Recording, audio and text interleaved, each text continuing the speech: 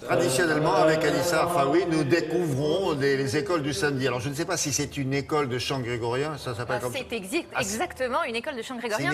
Son nom même, c'est l'Académie de chant grégorien. On ne peut pas mieux. Hein. Voilà. Alors, le chant grégorien, qu'est-ce que c'est? C'est un chant sacré naturellement, le chant liturgique officiel de l'Église. Et en fait, au-delà du côté sacré, où on interprète donc des textes de la Bible, c'est aussi un chant qui demande une technicité redoutable, un travail redoutable. Vous pouvez avoir la meilleure voix du monde, si vous ne travaillez pas le chant grégorien, si vous n'apprenez pas à lire le chant grégorien, eh ben vous ne pouvez pas. J'avais l'impression que c'était fait uniquement par des prêtres ou des gens comme ça, ou des gens de la famille, quoi, si j'ose dire, qui sont dont c'est le boulot, quoi, vous voyez. En fait, effectivement, on peut le penser, mais non seulement c'est ouvert à tous, donc à tous, évidemment, pas besoin d'être catholique ou de connaître la Bible sur le bout des doigts pour se rendre à un cours de chant grégorien. Et encore une fois, c'est vraiment la rencontre, finalement, des amoureux de la voix, de l'interprétation, évidemment, de l'union, de la sensibilité, voilà, d'un texte, évidemment, avec l'interprétation. Nous sommes partis à Bruxelles, effectivement, en Belgique. Pourquoi? Eh bien, parce qu'en fait, en Belgique, ils n'ont jamais cessé d'enseigner le chant grégorien. Et vous avez même là-bas, tous les ans, le Festival international du chant grégorien, où tous les grégorianistes du monde se retrouvent. Je suis désolée. Grégorianiste, je suis grégorianiste. Ah ouais, ça fait mal. Bah non, non, pas du tout. Je vous propose immédiatement de découvrir une journée de classe à l'Académie de chant grégorien de Bruxelles.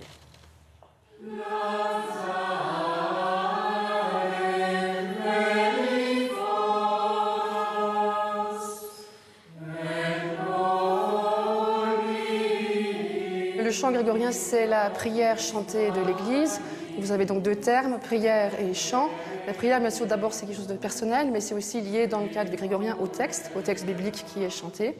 Donc ce texte doit être mis en valeur par la musique. Pour l'intonation, on ne s'en occupe pas, parce que c'est toujours la même chose. Fa, sol, la, con, fi. Et les problèmes commencent au fur et à mesure de la mélodie, et en particulier à partir du moment où vous arrivez au milieu du verset. Le cours s'adresse vraiment à tout le monde. C'est évidemment pas un cours d'évangélisation, c'est vraiment un cours de chant lié à une prière millénaire.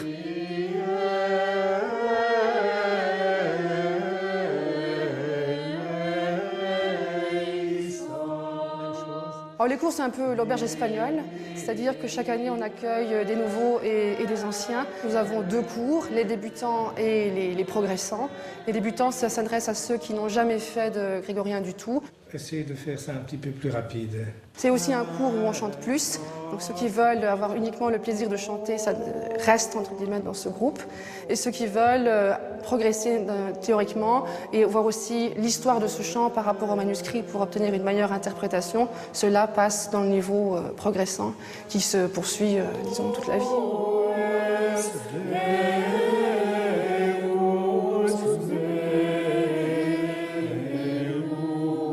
On travaille le texte dans deux aspects. D'abord, la structure du texte latin, et ensuite, on regarde comment ce texte latin s'inscrit dans la mélodie grégorienne pour que les éléments nécessaires soient mis en relief et qu'au contraire, les éléments accessoires, malgré toute leur beauté, restent des éléments accessoires. Accent. Vous devez repérer l'accent qui permet de faire le si bémol. Et l'autre accent qui permet de faire le sol.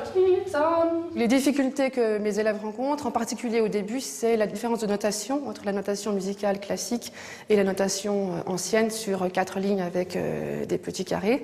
Et pour certains, c'est une méconnaissance totale du solfège classique aussi. Donc certains arrivent vraiment à 0-0.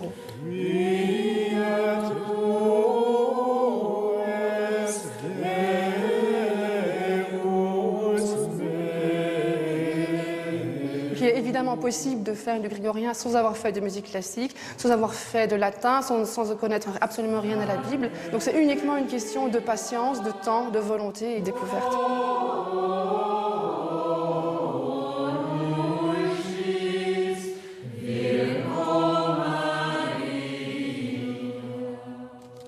Ça vous plaît bien, les travelling avant avec la pièce? Magnifique, hein, on ne peut pas s'en priver quand même, c'est très joli. Très bien, on a compris.